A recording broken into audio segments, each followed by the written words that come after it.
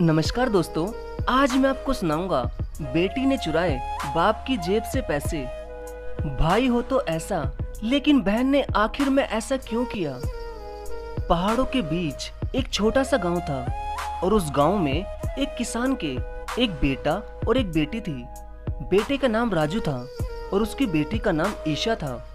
किसान अपने दोनों बच्चों से बेहद प्यार करता था, लेकिन किसान की बेटी की चोरी करने की आदत थी और वो कई बार अपने पिता की जेब में से पैसे भी चुरा लेती थी। इस बात से उसका पिता बहुत ही ज्यादा परेशान था। तभी एक दिन जब उस किसान की जेब में से ईशा चुपचाप ही पैसे निकाल रही थी, तो उसके भाई राजू ने उसे ऐसा करते हुए देख लिया। तो राजू ने उसका हाथ पकड़ लिया और फिर उसे कहा कि बहन, तू ये सब क्यों करती है? अगर तुझे पैसे ही चाहिए तो तू पिताजी से मांग लिया कर। इतने में ही उसके पिताजी आ जाते हैं और पूछते हैं कि क्या हुआ। तो राजू ने चोरी का इल्जाम अपने ऊपर लेते हुए अपने पिता से कहा कि पिताजी, आपकी जेब से रोज मैं ही पैसे निकालता था, मुझे माफ कर दो पिताजी। तभी उसके पिता बाहर जाकर एक पतली सी डंडी लेकर आए और अपने बेटे राजू की कमीज उतार कर उसकी कमर पर बहुत जोर जोर से डंडी मारने लगे। ये देखकर उसकी बहन ईशा को बहुत ही बुरा लगा और वो भी खूब रोने लगी। अब रात हो चुकी थी, राजू को आज खाना भी नहीं दिया गया था। तो ईशा रात को उसके लिए खाना लेकर जाती है और फिर उससे पूछती है कि भाई, तूने मेरी चोरी का इल्जाम अपने सिर पर क्यों लिया? तो राजू ने कहा कि बहन, मेरे होते हुए मैं तुझे कैसे पिटते हुए देख सकता हूँ, लेकिन ईशा, तू कसम खा कि आज के बाद तू कभी भी पिताजी की जेब से चोरी नहीं करेगी। तब ईशा ने अपने भाई राजू से कहा कि ठीक है भाई, आज के बाद मैं कभी चोरी नहीं करूंगी। लेकिन अब राजू तो उसके पिताजी की आंखों में एक चोर की तरह बन चुका था। तभी उसके पिता ने अपनी पत्नी से कहा कि अब मैं सिर्फ एक बच्चे की पढ़ाई का खर्चा उठा सकता हूँ। ये सुनते ही राजू ने अपने पिता से कह दिया कि पिताजी, अब मेरा और पढ़ने का मन नहीं है, मैं आपके साथ खेतों में काम करना चाहता हूँ। तभी ईशा समझ गई कि राजू ने उसके लिए ही पढ़ाई के लिए मना कर दिया। ये सुनते ही उसके पिता ने राजू पर चिल्लाते हुए कहा कि ठीक है, कल से तू मेरे साथ खेतों में ही चलना। चोरी करने से तो अच्छा है कि कुछ मेहनत करके ही दिखाना, और वैसे भी अब तेरे नसीब में नहीं है पढ़ाई लिखाई। इस बात से ईशा को बहुत ही बुरा लगा कि मेरे भाई को मेरी गलती की सजा मिल रही है और अब उसकी पढ़ाई भी नहीं हो पाएगी।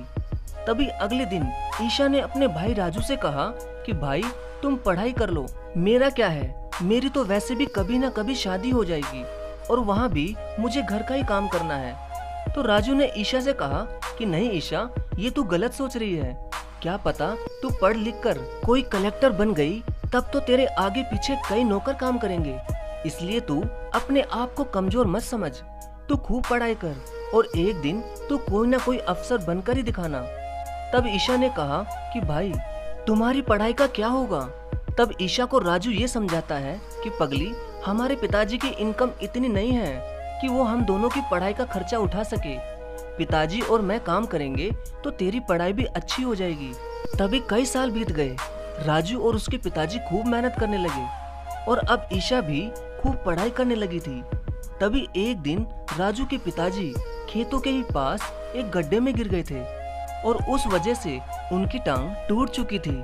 अब घर का सारा भार राजू पर आ चुका था। तभी ईशा ने भी पढ़ाई छोड़ने का फैसला कर लिया, लेकिन राजू ने ईशा से कहा कि बहन, तू अपनी पढ़ाई बीच में मत छोड़ना।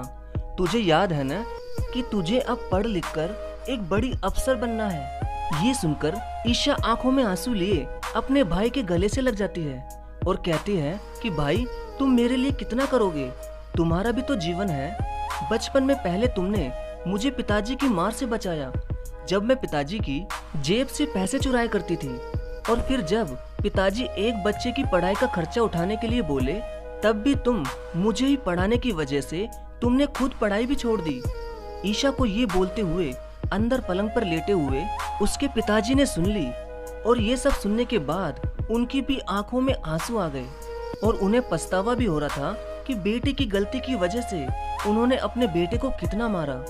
लेकिन फिर उनको ये सोचकर अपने बेटे राजू पर गर्व भी होने लगा कि वो खुद मेहनत करके अपनी बहन ईशा को पढ़ा लिखा कर आगे बढ़ाना चाहता है। अब राजू ने अपनी बहन ईशा को खूब समझाया कि बहन तुझे बस पढ़ना है और खूब आगे बढ़ना है। अब ईशा खूब पढ़ने लगी और राजू दिन रात मेहनत करने लगा और अब ईशा को पढ़ाई के चक्कर में शहर जाना पड़ा। लेकिन फिर भी राजू ने हिम्मत नहीं हारी और उसने ईशा की आगे की पढ़ाई के लिए गांव से कर्जा भी ले लिया।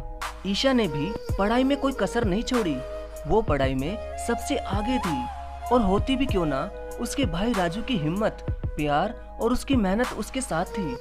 अब समय बीतता गया, राजू की दिन रात मेहनत करते हुए तबीयत भी खराब होने लगी थी, लेकिन फिर भी वो अपनी बहन को आगे बढ़ाने के लिए मेहनत कर ही जा रहा था। तभी एक दिन ईशा पढ़ लिख कर एक बड़ी अफसर बन गई और उसकी नौकरी एक ऊंचे पद पर लग गई।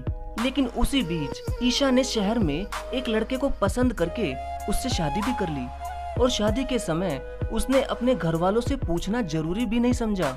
और फिर कुछ दिनों में उसने अपने भाई राजू को फोन किया और कहा कि भाई तुम्हारे लिए एक खुशखबरी है।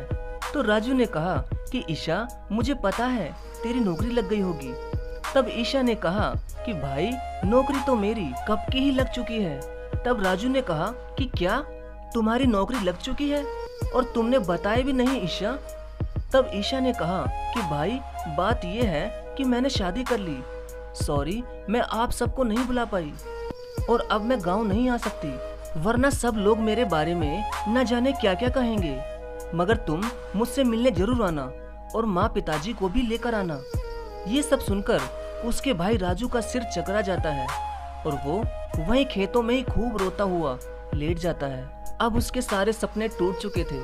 उसने सोचा था कि उसकी बहन ईशा नौकरी लगने के बाद थोड़ी बहुत उनकी गरीबी को दूर करेगी और भाई की सहायता भी करेगी, मगर राजू की बहन ने तो नौकरी लगने के बाद उनको बताया तक भी नहीं। मगर फिर भी राजू अकेला ही मेहनत करता ही रहा, ये सोचकर कि कोई बात नहीं, उनके परिवार में कम से कम उसकी बहन तो सुखी है।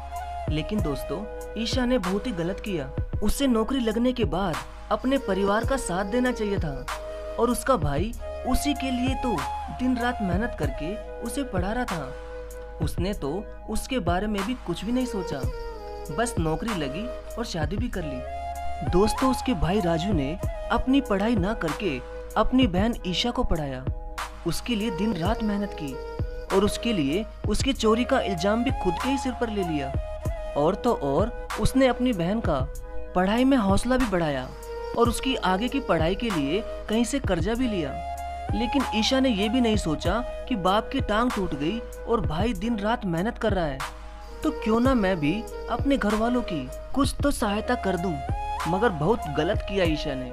दोस्तों, आपके हिसाब से ईशा को क्या करना चाहिए था? प्लीज कमेंट में जरूर बताना। धन्यवाद।